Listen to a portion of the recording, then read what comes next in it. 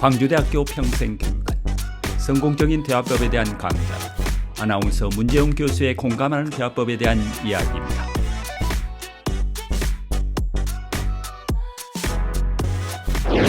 스피치에는 말하는 것도 중요하지만 사실은 제스처도 50% 정도 굉장히 중요합니다. 그래서 말을 하실 때 항상 공수를 하시고요.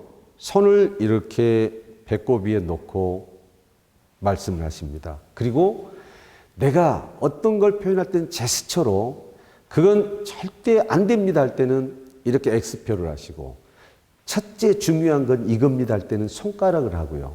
내 원 안에서 제스처를 통해서 의사표현을 하는 게 내가 표현하고자 하는 설득력에 50% 정도의 영향을 준다고 합니다. 그래서 제가 이렇게 두 손을 마주 잡고 이렇게 했을 땐 여러분이 어떤 생각이 드십니까? 어떤 진실하게 그 호소력을 할 때는 저는 항상 이렇게 손을 마주 잡거든요. 기도하듯이. 그래서 여러 가지 제스처 굉장히 중요하다고 생각합니다. 항상 모든 대화는 저는 그런 질문을 받습니다. 어떻게 말을 하면 말을 잘하는 건가요? 이런 말을 들을 때는요. 답변합니다. 상대방 입장에서 상대방 눈높이에서 얘기하십시오.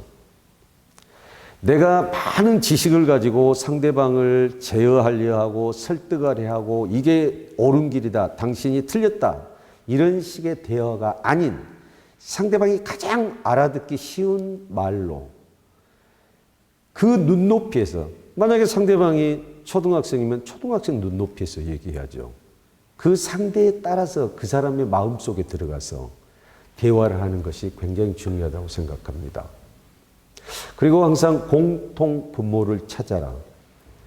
그 사람이 가지고 있는 공통적인 것, 저하고 어떤 공감대를 찾아야만이 대화가 되는 겁니다. 그렇지 일방적으로 상대방은 관심이 없는 얘기를 제가 끊임없이 한다고 했을 때 그 사람이 과연 귀를 기울여 줄까요? 그 사람하고 나하고 관계된 얘기를 공통점을 찾아서 공감대 형성을 하는 것이 굉장히 중요하다고 생각합니다. 항상 스피치는 늘 상대방 눈을 바라보면서 미소를 띤 채로 내가 표현하고자 하는 말들을 그 순서에 입각해서 서론, 본론, 결론 그리고 제안을 하고 또 얻는 것과 잃은 것에 대해서 비교 설명을 하면서 이렇게 하는 게 올바른 선택인 것 같습니다. 이건 제 생각인데 어떻게 생각하십니까? 이렇게 대화를 하는 것이 굉장히 좋다고 생각합니다. 또 이렇게 우리가 이렇게 얘기를 하다 보면은 그 부탁을 할 때도 있거든요. 그리고 거절을 해야 될 때도 있습니다. 그래서 거절을 할 때는 또 기분 나쁘지 않게끔 거절을 하는 방법. 그러니까 단칼에 싫어요. 노. 아니요. 시간 없어요. 안 삽니다. 이거보다는 좀 더 생각해 보겠습니다. 다음 기회가 있다면 그때 한 번 더 하는 걸로 하죠. 지금은 제가 죄송합니다. 또 나중으로 미루면서 좀 아름답게 거절을 할 수 있는 그런 지혜도 필요하다고 생각합니다. 그리고 우리는 언어의 폭력 속에서도 많이 삽니다. 그래서 그 언어의 폭력이라는 것은 상대방이 설사 도를 넘는 말을 하더라도 심한 어떤 욕설이라든가 어떤 비열을 예를 들어서 상대방이 했더라도 저는 어떻게 대응해야 될까요? 화를 벌컥 내거나 그 사람을 탓하거나 그러기보다는 지금 당신은 조금 도를 넘고 있습니다. 거기 선에서 자제해 주기를 바랍니다라는 메시지를 주면서 그분이 더 이상 어떤 폭언을 할 수 없도록 또 그렇게 해야 됩니다.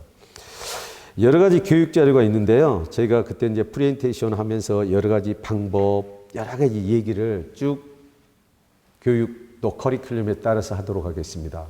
오늘은 발음 연습을 하고요. 그 다음에 의사 표현하는 방법, 여러 가지 기초편부터 계속해서 이어가도록 하겠습니다.